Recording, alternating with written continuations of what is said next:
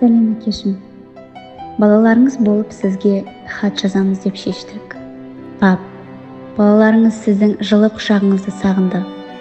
Басымыз біріксе, сізбен өткен тәтті шақтарымызды айтып, өзіңізді еске аламыз.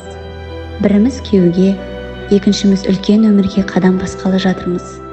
Міне, бүгін сіздің жалғыз ұлыңыз, кенжеңіз, әулетімізге келін әкеліп, отбасымызды толықтыруда.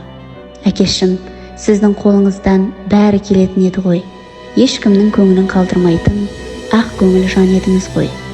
Есік алдына көлік жөндеу орталығын саламын деген арманыңыз бар еді.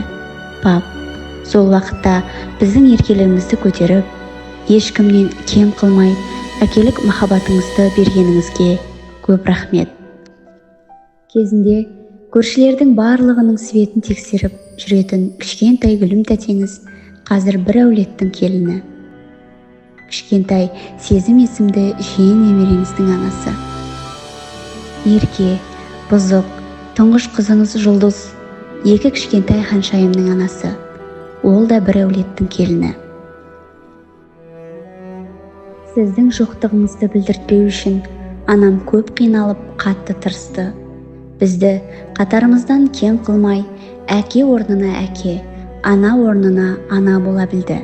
Аяғымызға тік тұрғызу үшін күн-түн демей еңбектенді. Оқытып, қыздарыңызды құтты орнына қондырып, ұлыңызға бүгін үлкен той жасап беруде.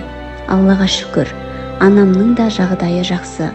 Папа, қазір жанымызда болғаныңызда, анам екеуіңіз бақытты болу үшін бар жақсыны беретін едік. Қазір жалғыз ұлыңыздың тойында ортаны бермей билеп, қуанып тойларын едіңіз шіркін.